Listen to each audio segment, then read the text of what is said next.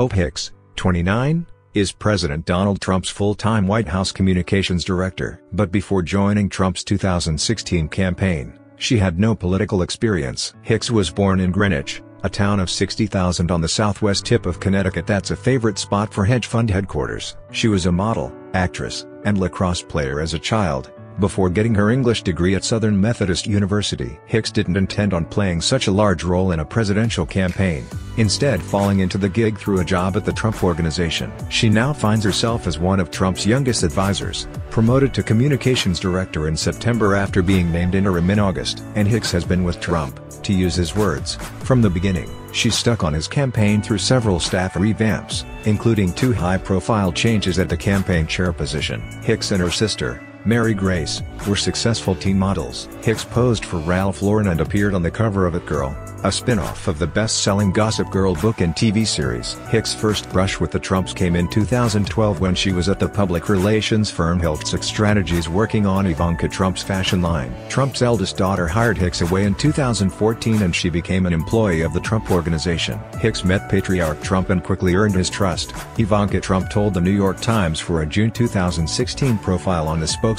In January 2015, Trump called Hicks into his office on the 26th floor of Trump Tower and told her she was joining his presidential campaign. "I think it's the year of the outsider. It helps to have people with outsider perspective," Hicks said Trump told her. Hicks didn't have any political experience, but her public relations roots run deep. Both grandfathers worked in PR, and her father, Paul, was the NFL's executive vice president for communications and public relations. He was also a town selectman from 1987 to 1991. Greenwich proclaimed April 23, 2016, as Paul B. Hicks III Day.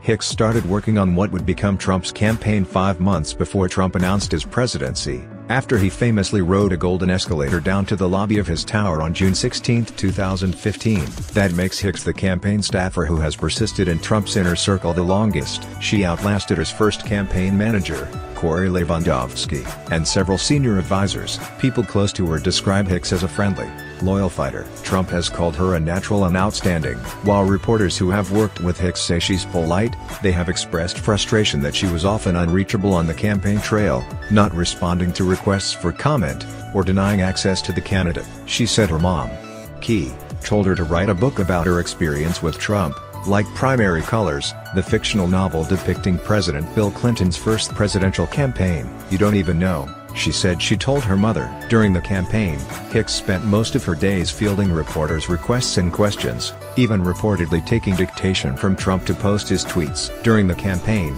Hicks stayed in a free apartment in a Trump building, though she'd often go home to her parents' house in Connecticut when she could. These days she's in D.C.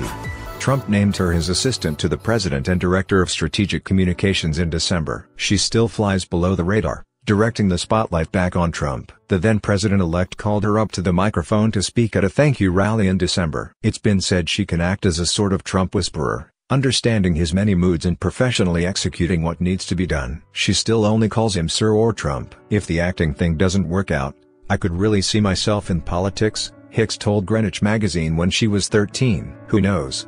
In June, the White House released salary info for 377 top staffers. Hicks gets paid the maximum amount that any of Trump's aides receive, $179,700. Hicks is making as much as Trump's former chief of staff Reince Priebus, former chief strategist Steve Bannon, former press secretary Sean Spicer, senior counselor Kellyanne Conway, policy advisor Stephen Miller, and communications official Omarosa Manigault. Some family members and friends have expressed concern that Hicks is so closely tied to a president whose policies and statements are unpopular with a significant number of Americans, but are confident that she'll come through unscathed. "There is just no way that a camera or an episode or a documentary could capture what has gone on. There is nothing like it," Hicks told Marie Claire in June 2016. "It is the most unbelievable, awe-inspiring thing." In August, Trump asked Hicks to be the new interim White House Director of Communications, a job that Michael Duck, Sean Spicer, and Anthony Scaramucci held and left in Trump's first 6 months in office. The White House said it would announce the permanent choice for the position at the appropriate time. In September, Press Secretary Sarah Huckabee Sanders said it would be Hicks. The 29-year-old Hicks is the youngest White House communications director in history.